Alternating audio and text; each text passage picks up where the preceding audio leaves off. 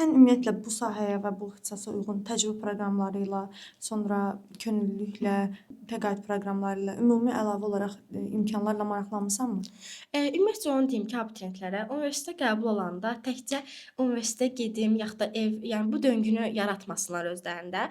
Universitetdən əlavə də fəaliyyətlər, özlərinin maraqlandığı hobilər olsun, hansı ki, ixtisası ilə bağlı ola bilər və yaxud da ki, ixtisası ilə bağlı olmasa öz hobbi və maraq dairəsinə uyğun olan fəaliyyətlər var ki, hansı ki, bayaq sizin də saydığınız kimi könüllülükdür, təcrübə proqramlarıdır. Məsəl üçün, mən ixtisasımla bağlı aqrovolonter, ekohob kimi könüllülük fəaliyyətlərində iştirak eləmişəm və ideya da buna daxildir və deyərəm ki, həqiqətən bəzən bəzi tələbə könüllülük fəaliyyətinin zaman itkisi olduğunu düşünür, amma bu tamamilə yanlışdır. Çünki siz hal-hazırda məsəl üçün əgər birinci və yaxud da ikinci kurs tələbəsinizsə, sizi zaten birbaşa işə götürməkləri düzgün saymır. Çünki sizin təcrübəniz azdır və siz təcrübəni həqiqətən könüllülük proqramlarında yığırsınız. Orada təkcə bilik deyil də, həmçinin bacarıqlar da əldə edirsiniz. Məsəl üçün, liderlik bacarığı ola bilər, soft skill, hard skill, nə bilim, ünsiyyət bacarıqları ola bilər. Həqiqətən onları orada özünüzü inkişaf etdirirsiniz və özünüzün görmədiyi tərəfləri orada aşkara çıxardırsınız. Mən deyərdim ki, yəni təkcə universitetə qəbul oldum, təkcə universitetə gedim, evə gəlim, bunu yaratmasın abituriyentlər. Çünki həqiqətən qıraqda əldə etdiyiniz bilik, bacarıqlar CV-ni də gücləndirəcək və məsəl üçün gələcəkdə hər hansısa bir yerə müraciət edəndə onlar sizin CV keçmişinizdə bunları gördükdə daha siz ön planda olmuş olacaqsınız deyə bilərəm.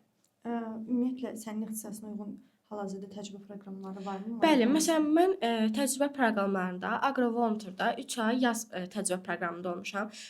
İxtisasla bağlı təlim tədbirlərə gedirsən, orada öyrənirsən, bilik bacarıqlarını daha da təkmilləşdirirsən. Mən deyərdim ki, hər bir abituriyent öz ixtisasına bağlı təcrübə proqramlarını sosial platformalarda araşdıra bilərlər.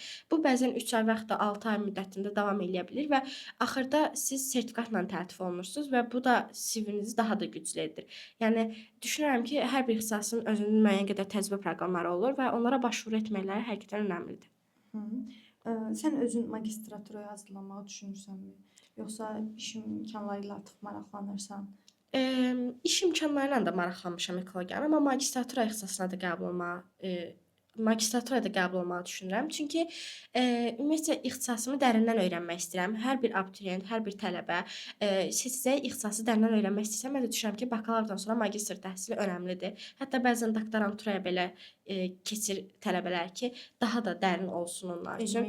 Elmi hissəsini artırma, bəli, daha da gücləndirmək istəyir. Məsələn, doktoranturanı hələ ki düşünmürəm, amma magistri düşünürəm. Çünki dediyim kimi, iş imkanlarını araşdırıram və magistr diplomu da bakalavr diplomu qədər önəmlidir və düşünürəm ki, əgər bir tələbə öz oxuduğu sahəni həqiqətən dərindən öyrənmək istəyirsə, magistr ixtisaslarını da oxumalıdır. Məsəl üçün, mən bizim ixtisasın ekoloji kimya, ekoloji biologiya, ətraf mühit ekologiyası və s. kimi magistr ixtisasları var. Məsəl üçün, mən özümə uyğun olan sahə kimya üzrə görürəm və ekoloji kimya üzrə davam etməyə fikirləşirəm.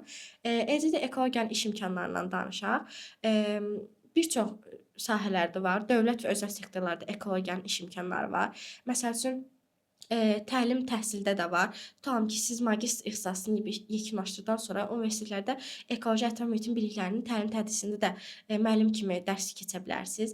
Həmçinin sənaye və yaxud da enerji laboratoriyalarında və s. ətraf mühitlə bağlı işlər görə bilərsiniz. Tədqiqat, araşdırma, yəni günümüzdə düzdür, iş tapmaq çətindir, amma siz yəni onu deyə bilərəm ki, bəli, yaxşı mütəxəssis olduqda təkcə universitetdə oxuyum, diplomu alım yox da, həmin oxuduğunuz sahənin həqiqətən biliklərini dərinləməsini öyrəndikdə sizi işə qəbul imkanınız daha yüksək olur deyə bilərəm abituriyentlər üçün. Razıyam.